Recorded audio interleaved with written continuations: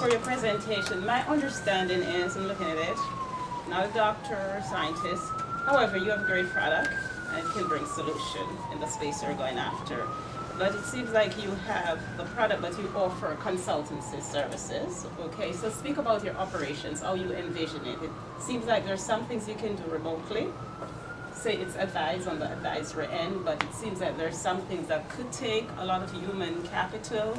Am I not understanding it correctly as you go out to the various doctors versus use hospital? Can you speak about that and how you plan to manage Right, that? the sales process, right. Well, Not necessarily just the sales, the internal operations. Sales is a part of it and marketing. yeah, no, the product is drop shipped to the physician offices. So if you look at the complete line of support, the consulting services, like you said, can be done remotely. Billing's done remotely. The machine actually sends a message at the end of every day or the end of every week how many patients went through. So the billing is pretty easy. It's all done in through a T1 line, and you can use any accounting software to manage that. So then you're looking at sales. We will ramp up sales slowly, because we have the ability to use what I would call a force multiplier. The company coming to market with the supply of the new generator is using us exclusively as their sales arm. They are not hiring a sales force, and they are funneling leads to us already. So we will use them. There are camera companies. The camera companies are desperate to sell pet cameras. This is a way for them to access the market easier. So the camera companies are already approaching us and asking us to handle their leads also. So we will ramp up with the ability to handle the leads that are coming in-house now, but it's quite a manageable, it's a simple process. Good question. That's one question. Maybe we go back and forth. I like to explain to people that my business in life was to buy dead companies and bring them back to life. So I'm in the Lazarus business. And the critical part of that was to analyze the failure, to figure out what failure happened in the past and how you manage that disaster, turn it around. So I see three disasters looming here from some of what's happened in the industry. As a cautionary note, I'll tell you that Dan asked me to do this yesterday, so I didn't have enough time to put diplomatic spin on this. You don't worry about that. And it also means that Dan couldn't find anybody else to do this on his All last of our choice. guys, I'm sorry, our MDs were out of country. So it seems to me as though What you had to do with him. Right. First, everyone in the room should know I'm a believer in the chasing the ambiguity out of the system. I've had 16 nuclear cardiac studies, and if there were any way to get a non-ambiguous answer, I would have only needed one, right? So I'm in favor of this idea. I want it to work. But as I understand, your competitor was a company named Brachio, now in bankruptcy.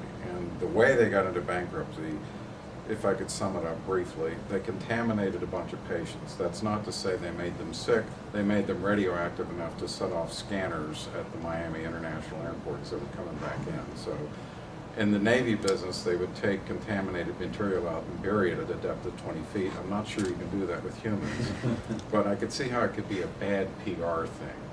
I could But see. they didn't go through bankruptcy, they got recalled for a year and a half. Ah, well, okay. Well, there's, yeah, but Good there's point. recall for a year and a half. It seems to me as though there's also the possibility of a disaster of a cutoff of magic sauce required after the hospitals have made what many hospitals would regard as a huge capital commitment. And that even if you get it fixed, the hospitals that you'll be talking with might remember the burn and forget the technology or forget the nuance part of it. They'll say, oh yeah, that rubidium-82 stuff, that's how we wound up with that $2 million doorstop over there that we wish wasn't growing cobwebs. No, it's a great question. I think, if I could jump in, that company is not a competitor, it's a supplier. So what we are going to do is make sure that we have two suppliers lined up at all times. One is a superior product right now, but what we will do is work with the other company to develop a superior delivery system also. which is Bracco. Bracco still has the same delivery system that was recalled before with small improvements. So what we want to do is run a parallel line of suppliers and try to have the suppliers fight for who has the best product that we push. Does that answer your question? Yeah. And it's worth saying, there are hospitals out there that do have doorstops. University of Florida jumps to my mind, that has a large PET scanner, PET CT scanner sitting there in the corner that they're not using. They feel a little burned by that. So there is some win back of the customers that we have to do. But the technology is compelling. I mean, the pictures are better. You know, the patients are beginning to get restless. They want a better picture. Question for you. This is imaging and it's data. Who is storing or keeping the data? Is it the hospital or it's you? Is it done remotely? And are there any cybersecurity issues or any compliance with HIPAA related, regulations that could impact you up or down the line? So we already do a lot of remote reading of radiology reports all over the country.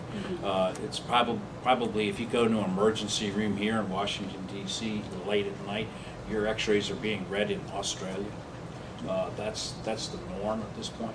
And I honestly, I don't think we've solved all those problems about remote readings. The data is the hospital's data, just like always. That's a vendor issue. The hospitals take care of it. So I think those issues that's sort of off-the-shelf technology right now. I had a question. One of our other guys that couldn't make it, but I talked to him about it. He's in the pet business. He said, how strong is your control of the manufacturing process that actually gets these machines into use? What's your role in that, and how much control do you have over that? The machines or the generators? Generators. Either one or both, because you need both. Okay, well, as far as the machines go, there's two major companies that do machines and service and all that. We have a great relationship with them as far as the service and all that goes. Right. The other one is Draximage, who's out of Canada, and we are the distributor for them. And believe me, they're going to bend over backwards to make sure they provide us machines because we are their sales arm now. They haven't added any sales rep. They are wanting us to provide these generators. So we are in a very good position in both aspects of that. But it's a great question. We don't have absolute control over the manufacturing process, and that is one of the areas that we want to look at as a company moving forward. We would like for the next phase of growth to be into a more of a vertical position where we are producing strontium to make the product, so we leverage the manufacturers. The only people producing strontium right now is the Department of Energy, so if we can have another source for that in the U.S., we will be able to leverage those manufacturers. And then lastly, another phase, we are also evaluating making our own generators. We have the technology, we have the ability to do it. Okay. It will be an ANDA, so you're looking at a 1.5 to 2 year approval. Okay. So I think that's a very viable way to move forward. Okay, one more question along those same lines. It had to do with one I asked earlier, which is, this is a clinical application. The guys that I put into one of our other group, one of the other CFO types, the question is about, you've done clinical, can you have a preclinical application for this? It's a little more difficult. Actually, so preclinical, you mean by doing research with it? Yeah. And the answer to that is PET is far, far superior to SPECT for that. SPECT is an anatomic study.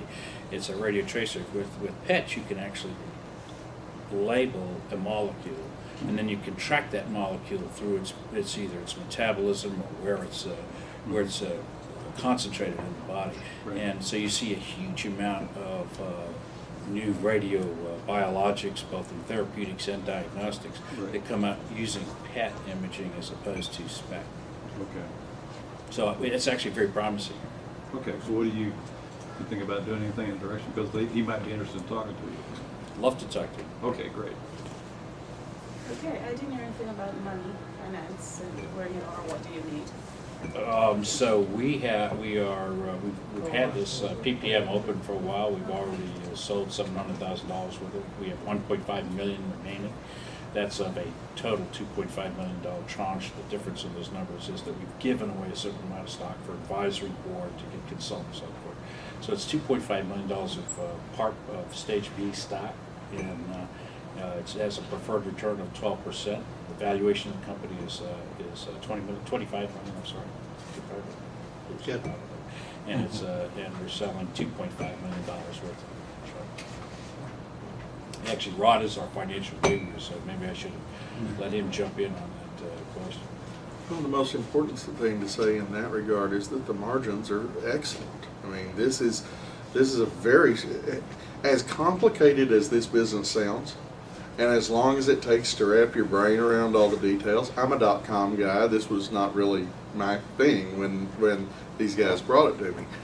The bottom line is, we're selling rubidium to these guys, and it works out to $800 a patient, and we get all of it.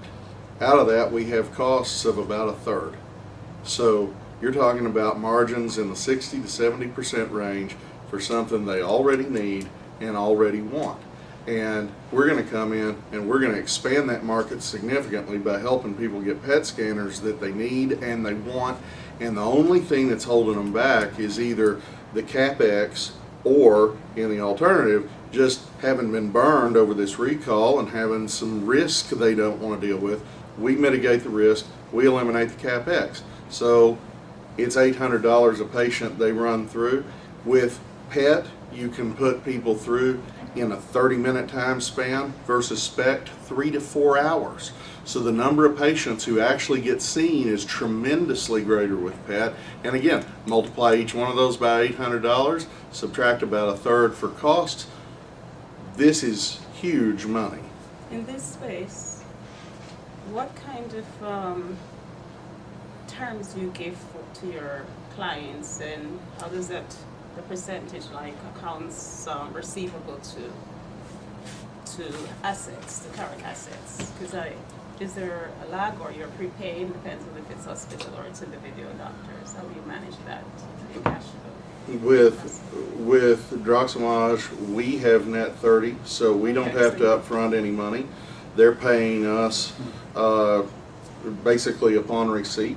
So the cash flow is pretty sporty, actually. It's very nice business. Okay, we'll have a wrap up here, Courtney. I think it's a great idea. I still need to ask questions offline because I need to separate the product from the services. Okay. Sure. But thank you for your time. Thank you. Thank you. I was sold on it before I came here, but it seems to me some of the other parts that you're missing in the presentation, all the discussion we've had so far is about the profit margin from the cardiac scan, and there are at least 5 other product margins that have bigger profit margins in addition to the cardiac scan.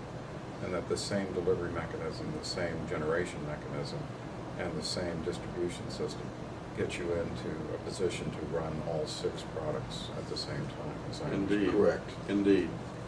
So you're in a position, as I understand it, once you make the penetration sale to the hospital, that it's a fairly logical, natural thing to explain to the hospital they can do 6 additional product lines where they were doing 1 now. Right. They can up their volume almost tenfold if I follow the numbers. That they're in a position where they have shorter training time, shorter exposure time for the patient, for the technician, and for the doctor. And I've seen the picture images, dramatically better image. I mean, it's like the difference between a sonogram vague image of that might be a heart in there, we're not sure, and an HD image of the heart as it's beating, as it's moving through the various phases of operation. Can't see how any doctor could say, no, I don't want more information. I'd rather take a stab at it this way and guess. So I think you've got a killer application. We agree. Thank you very much Thank for you. your words. I think you're right. I think it's the doctors love it, and the hospitals. The only thing what we repeatedly hear is, how do I get in? How do I afford to get into that? And we we solved want to help that. them do that. And we solved that. Yeah. And you're right, we did not capture everything. We Yeah. could do a better job. Okay, gentlemen, thank you very much. Thank you. Okay.